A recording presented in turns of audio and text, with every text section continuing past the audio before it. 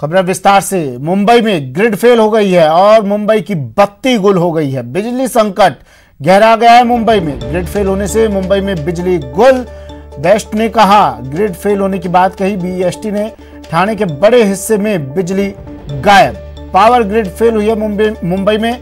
Local train संचालन भी ठप हो गया है। शहर में बत्ती गुल। असर लोकल ट्रेन पर, जो मुंबई की लाइफलाइन कही जाती है। लोकल ट्रेन का संचालन भी ठप। बड़ी खबर। ऑफिस जाना है, ऑफिस का टाइम 10 बजे का है और मेन परेशानी तो यही है हमारी। अभी 10 मिनट बचे 11 बजे में, 12 बजे तक ऑफिस पहुंचेंगे। अब ऑफिस वाले भी इस चीज को समझे तो ज्यादा बेहतर है। बहुत परेशानी है। अभी मुझे कुछ स्टैम्प बनवाना था, मार्केट गया, वहाँ भी लाइट गोल है, किसी को नहीं पता कब आएगी। अभी बहुत टाइम हो गया बैठ के, तो इधर लाइट नहीं है करके बोल रहे कि ट्रेन नहीं चल रही है। इसके लिए हम लोग को बैठना। मुंबई से अमित राय मेरे सहयोगी फोन लाइन पर जुड़ गए हैं। अमित, ग्रिड फेल और बत्ती गुल मुंबई की, क्या परेशानियां आप लोगों को हो रही हैं? इसी दौर पे कई सारी जो ट्रेनें हैं वो भी बाधित हुई हैं। लोग स्टेशनों पे रुके हुए हैं, लाइट नहीं है, ट्रेनें बंद हो चुकी हैं। और ये बताया जा रहा है कि ठाणे से सटे कलवा से पड़के तक जो है पावर सप्लाई में हुए मल्टीपल ट्रिपिंग के चलते एमएमआर रीजन में लाइट नहीं है और टाटा पावर सप्लाई होने वाली पावर ये पर ये ट्रिपिंग हुआ है। 380 मेगावाट पावर जो बाधित हुई है और इसे बनने में जो है 2 घंटे ज्यादा का समय जाएगा। चर्चगेट से लेकर वसई तक की ट्रेनें जो है वो सस्पेंड की गई। सिर्फ वसई से लेकर विरार तक की ट्रेनें जो है अभी चल रही हैं। वहीं सेंट्रल रेलवे की अगर बात करें तो घाटकोपर स्टेशन है, डोंबिवली है, इन सारे स्टेशनों पे जो है ट्रेनें रुक गई हैं। यानी मुंबई सहित आसपास के जो इलाके हैं, ठाणे, मीरा रोड, कुर्ला, घाटकोपर, यहाँ पर जो है लाइट बिल्कुल नहीं है। यानी घरों में लाइट नहीं है, दफ्तरों में लाइट नहीं है, ट्रेनों में लाइट की असुविधा का ट्रेनें जो है बिल्कुल बंद हो चुकी हैं, ट्रेनें चल नहीं रही। यानी काफी खासा दिक्कतों का सामना करना पड़ा, क्योंकि सुबह का समय है, ये लोगों के दफ्तर जाने का समय होता है। ऐसे समय में ये तमाम जानकारी के लिए। और सीधा लिए चलते हैं जयपुर। डीजी राजीव दासोत आज पदभार ग्रहण कर रहे हैं। डीजी जेल का पदभार संभाल रहे हैं राजीव दासोत। ये सीधी तस्वीर।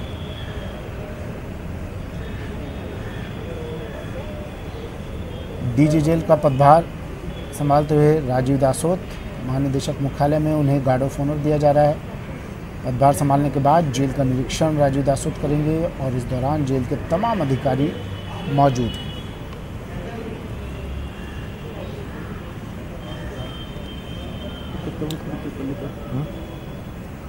सीधी तस्वीरें जयपुर से आपको दिखा रहे हैं। डीजी राजीव दासोत आज पदभार संभाल रहे हैं डीजी जेल का और गार्ड ऑफ ऑनर उन्हें दिया जा रहा है। पदभार संभालने के बाद जेल का निरीक्षण राजीव दासोत करेंगे और इस दौरान तमाम अधिकारी मौजूद हैं। ये गार्ड ऑफ ऑनर की तस्वीर। पहली तस्वीर, सीधी तस्वीर आपको दिखा रहे हैं, निरीक्षण कर रहे हैं, बातचीत कर रहे हैं। और दूसरी तस्वीर जब उन्हें गार्ड ऑफ ऑनर दिया गया महानिदेशक मुख्यालय में।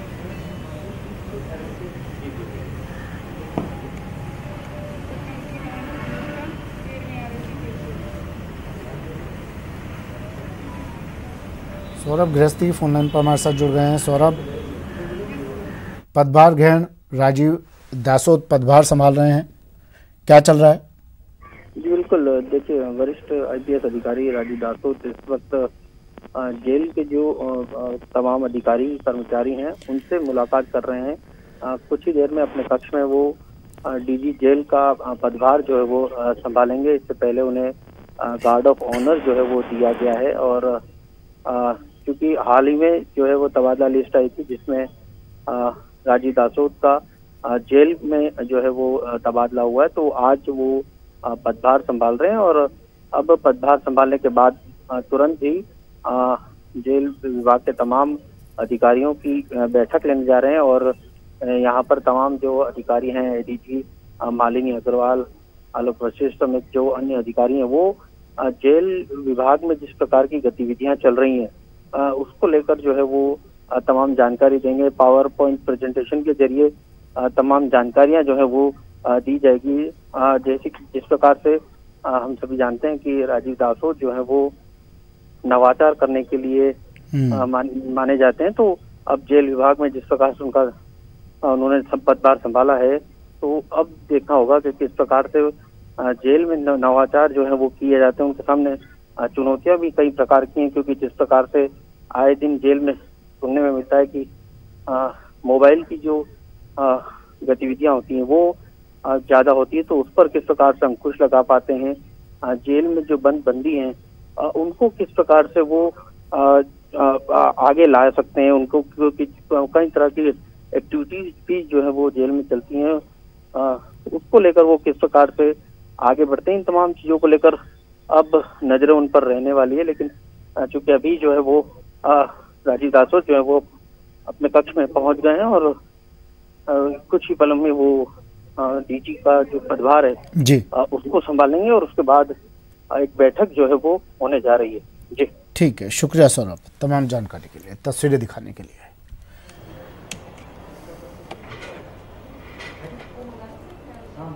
पदभार ग्रहण कर लिया है राजीव दासोत, डीजी जेल। सीधी तस्वीरें जयपुर से।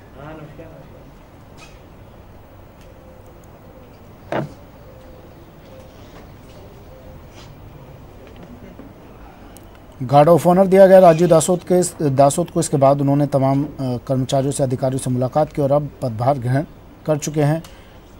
महानिदेशक मुख्यालय में दिया गया गार्ड ऑफ ऑनर।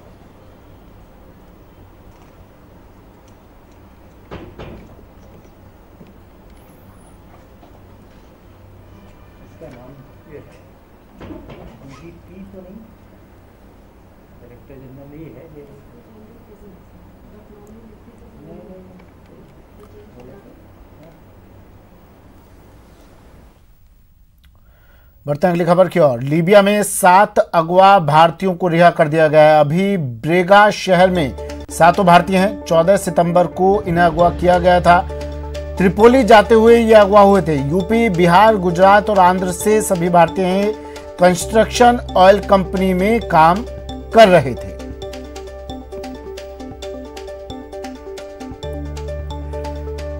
बड़ी खबर, लीबिया में अगवा 7 भारतीय रिहा।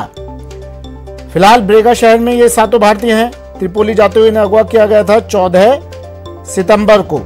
यूपी, बिहार, गुजरात और आंध्र के ये सभी भारतीय बताए जा रहे हैं। कंस्ट्रक्शन ऑयल कंपनी में काम कर रहे थे।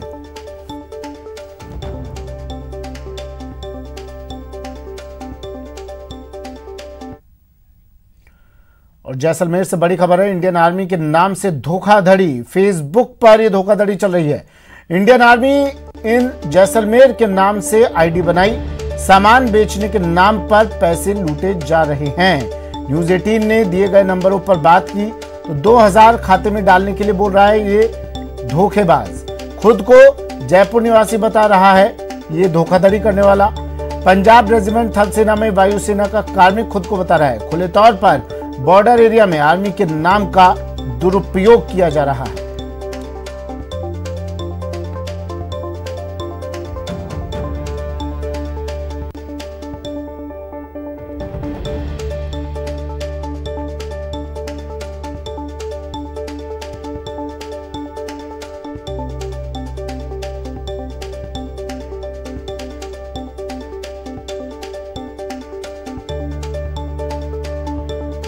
सिकंदर शेख मेरे सहयोगी फोन लाइन पर जुड़ गए हैं। सिकंदर, इस व्यक्ति का कुछ पता चला? इंडियन आर्मी के नाम से ये पैसे लूट रहा है, धोखाधड़ी कर रहा है।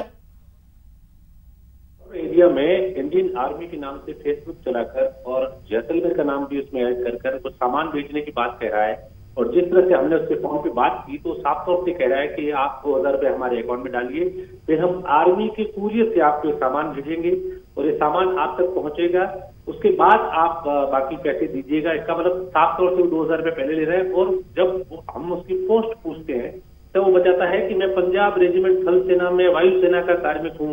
मतलब खुले तौर से वो कहीं न कहीं मिसयूज कर रहा है इस नाम को और बॉर्डर एरिया में इस तरह का काम चल रहा है जो अपने आप में बहुत बड़ा सुरक्षा पे सवाल खड़ा करता है। जी ठीक है, शुक्रिया सिकंदर तमाम जानकारी के लिए। चलिए, प्रधानमंत्री नरेंद्र मोदी 100 रुपए के विशेष स्मारक सिक्के का विमोचन कर रहे हैं। क्या कुछ कह रहे हैं सुनिए। देख रहा था पुस्तक में एक जगह उन्होंने लिखा है, एक दिन ये शरीर यहीं रह जाएगा, आत्मा जहां से आई है वहीं चली जाएगी। शून्य से शून्य में स्मृतियां रह जाएगी। अपनी इन स्मृतियों को मैं उनके लिए छोड़ जाऊंगी जिनसे मेरा सरोकार रहा है, जिनकी मैं सरोकार रही हूं। आज राजमाता जी जहां भी है हम सबको देख रही हैं, हमें आशीर्वाद दे रही हैं।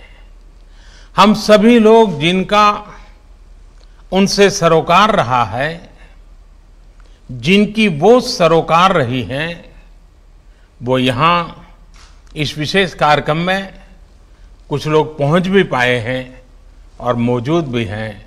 और देश के अनेक भागों में, कोने कोने में आज ये अवसर वर्चुअली मनाया जा रहा है।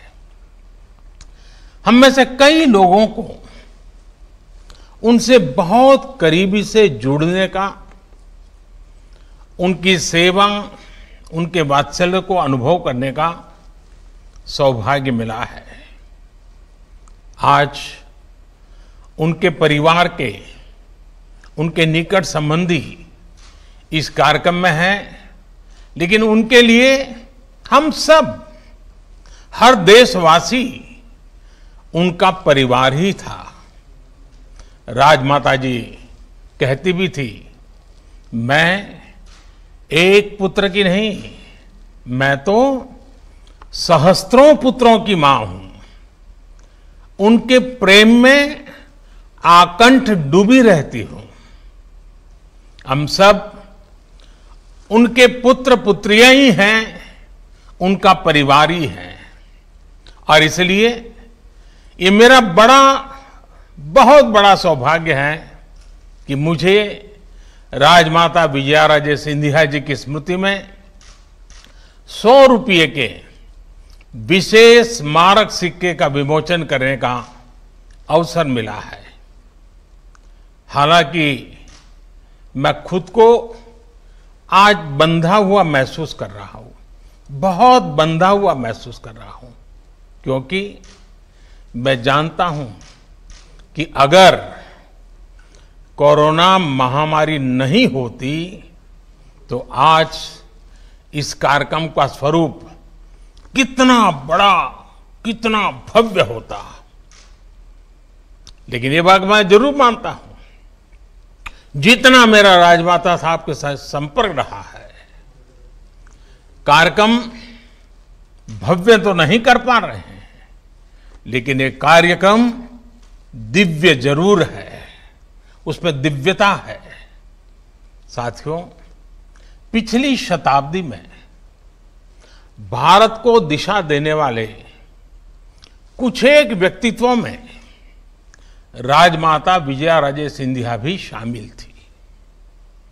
राजमाता जी केवल वात्सल्य मूर्ति ही नहीं थी, वो एक निर्णायक नेता थी। और ब्रेक के बाद स्वागत है आपका। बढ़ते हैं अगली खबर की ओर। खबर जयपुर से। निजी स्कूल फीस वसूली मामला, हाईकोर्ट में मामले की आज सुनवाई होगी। सीजे इंद्रजीत महांती की खंडपीठ में सुनवाई होगी। सुनील संदरिया की अपील पर सुनवाई होगी। खंडपीठ ने आज तक फीस वसूली पर रोक लगा रखी है और आज सुनवाई के बाद उम्मीद की जा रही है कोई फैसला भी आज आ सकता है। एकल पीठ ने 70% फीस चार्ज का आदेश दिया था, लेकिन उस पर डीबी ने अंतरिम रोक लगा दी थी। सचिन कुमार शर्मा मेरे सहयोगी जयपुर से फोन लाइन पर जुड़ गए हैं। सचिन, क्या आज सुनवाई होनी है? क्या उम्मीद की जा सकती है कि फैसला भी आज आ जाए? फैसले जैसे स्थिति तो शायद संभावना नहीं आती कि पूरे मामले में लंबी सुनवाई होनी है। एक दौर लंबी सुनवाई का चल चुका है। मंगलवार को काफी लंबी सुनवाई थी, सभी पक्षों ने अपना पक्ष रखा था, लेकिन आज फिर से सीजे के बेंच बनी है और सीजे ने ही अंतरिम स्टे दिया था। तो ऐसे में ये मान के चला जा रहा है कि अगर आज सुनवाई होती है तो सुनवाई लंबी चलेगी। सभी पक्ष, क्योंकि देखिए इसमें पहले एक याचिका लगी थी अधिवक्ता सुनील संदरिया की, फिर राज्य सरकार ने अपील पेश करी और उसके साथ लगातार पक्षकारों की संख्या बढ़ती जा रही है। तकरीबन 11 पक्षकार इस पूरे मामले के अंदर हैं और उनके 25 से 30 वकील जो हैं इस पूरे मामले के अंदर सुनवाई कर रहे हैं, यानी पैरवी कर रहे हैं। अगर उन सबको कोर्ट सुनती है तो 2 घंटे का समय कोर्ट के पास लगभग शेष बचा है, क्योंकि 1 बजे तक ही इस समय राजस्थान हाईकोर्ट में सुनवाई चल रही है कोविड के चलते। तो हो सकता है कि सुनवाई पूरी कर ली जाए और फैसला सुरक्षित रख लिया जाए, लेकिन कुछ निर्णायक स्थिति में शायद आज कोर्ट जा सकती है, क्योंकि सीजे की बेंच का इंतजार हो रहा था। जस्टिस प्रकाश गुप्ता इस पूरे मामले को नहीं सुन रहे थे और यही वजह थी कि टेक्निकल कारणों से और एक बार लास्ट दिन शुक्रवार को उन्होंने खुद ही सुनवाई को स्थगित कर दिया था। शुक्रिया सचिन तमाम जानकारी के लिए। और जयपुर से बड़ी खबर है, एम्बुलेंस कर्मचारियों से आज बातचीत होगी, वार्ता की जाएगी। आज वार्ता के बाद हड़ताल पर फैसला होगा। थोड़ी देर बाद एम्बुलेंस कर्मचारियों से ये वार्ता शुरू होगी। एम्बुलेंस कर्मचारियों ने हड़ताल की चेतावनी दी हुई है। वेतन बढ़ोतरी की मांग को लेकर, कुछ मांगों को लेकर ये लोग हड़ताल की चेतावनी इन्होंने दी है।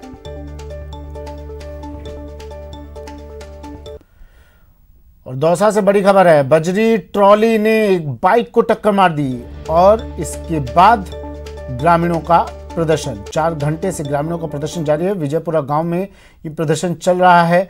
इस हादसे में एक शख्स की मौत हो गई। मृतक के शव को वहीं पर रखकर प्रदर्शन किया जा रहा है। आशीष मेरे सहयोगी फोन लाइन पर जुड़े हुए हैं। आशीष, क्या अपडेट?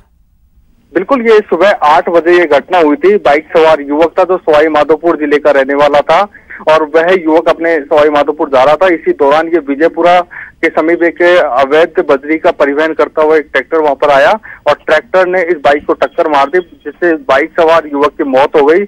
युवक की मौत के बाद वहां आसपास के क्षेत्र में लोगों में आक्रोश व्याप्त हो गया। लोगों का कहना था कि यहाँ आए दिन अवैध रूप से बजरी का परिवहन किया जाता है। सवाई माधोपुर के बनास से यहाँ पर बजरी लाई जाती है और प्रतिदिन सैकड़ों की संख्या में यहाँ पर बजरी के अवैध ट्रैक्टर आते हैं, जो अब हादसों को भी। ठीक है, शुक्रिया आशीष तमाम जानकारी के लिए।